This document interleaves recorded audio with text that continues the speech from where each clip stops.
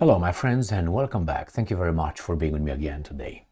Earlier today, the 18th of April 2025, I made a video, I uploaded it with the information that I had at that time regarding Marco Rubio's, the current Secretary of State of the United States of America, statement regarding if we don't make a deal now, in the next few days, the United States of America will abandon the negotiations, the talks, the peace talks. This is the video I posted earlier today. US will abandon Ukraine peace talks within days. Negotiations, another West attempt to fool Russia, ? But they say US will abandon Ukraine peace talks within days. Within days. All right, so what's going on here? What happened?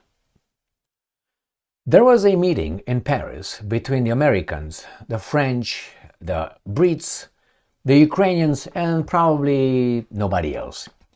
And the Americans came over there with a list. And they came with some proposals and gave it to these baboons and said, this is what we're going to do. This is the peace plan. Cut the crap. The guys were listening, and right now I have the information, I have the details on what the Americans told those baboons in Paris. And that's not good for the baboons. Why? Because the United States of America basically told them, we're going to give the Russians this, we're going to do this for the Russians, we're going to agree with the Russians on this. And you backed off. Here is the article. Russia Today. This is from the 18th of April 2025. United States of America proposes leaving former Ukrainian territories under Russian control.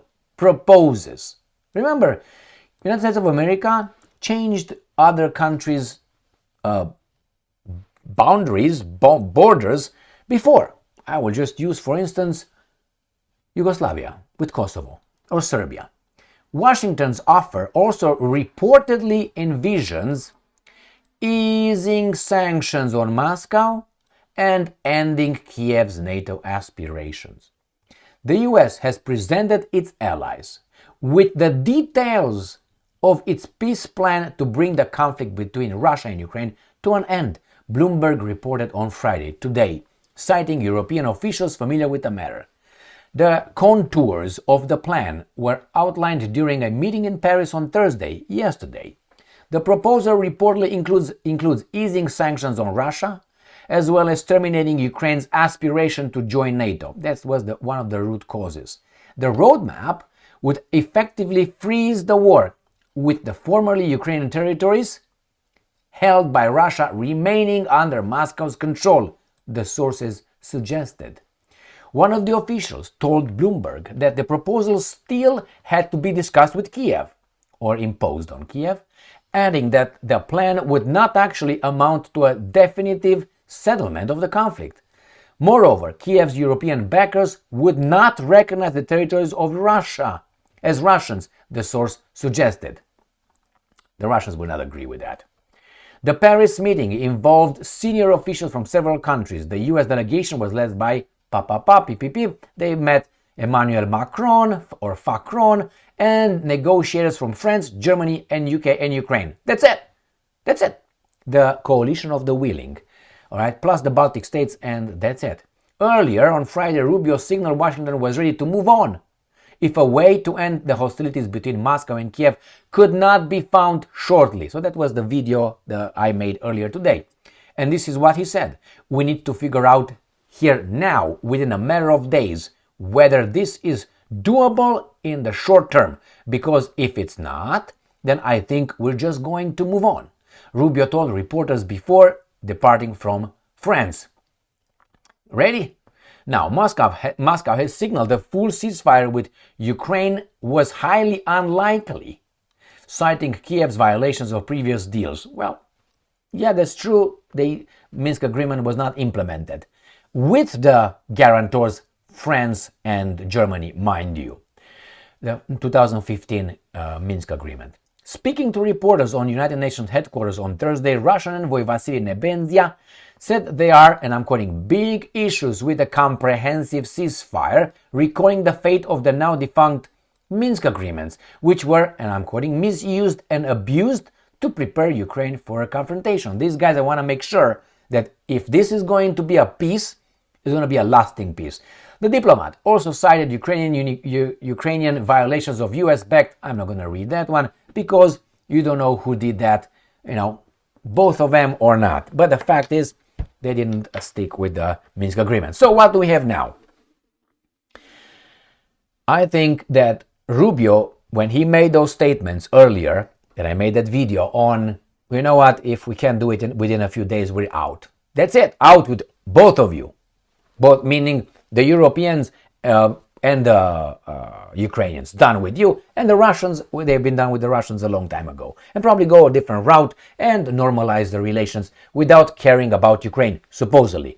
The Europeans are irrelevant. They can't do squat. That's the way it is. They can't, and they are unwilling because they're weak. They're weak here, and no cojones, no balls, okay? So that's the problem with them, and many others. They are just living in a simulation. They're not in the real world. They're living in a simulation. They're delusional. So what's going to happen? That was earlier in the morning today, on Friday. Now with these statements, that means probably Rubio heard from the other guys. He gave them the paper and said, here it is, baby doll. You eat it after you read it, and that's it. And he left. Slammed the door, turned off the light, and went to wherever he went. So that was what happened. I think these guys talked to one another, the baboons in Paris, and said, what can we do? Well, these guys are serious, probably. I don't know what else they were talking over there. Probably the Americans told them, straighten up your little act and put things together and go and work and let me lead, as always. Why? Because I'm good and strong. So probably he received back a few feedback from the baboons, and he came with this one, well, this is what happens. But it was just sources in this case talking what the Rubio gave these guys to ingest. Now that is a capitulation. I hope they're not trying to pull the rug from underneath the Russians, trying to, don't worry, we're friends, we're gonna give you everything, come closer, everything, come closer, hey Ivan, we're always friends, just a second, Ivan, we're always friends, okay, how are you doing, good, all right, look what's over there, Ivan, and Ivan, oh, where,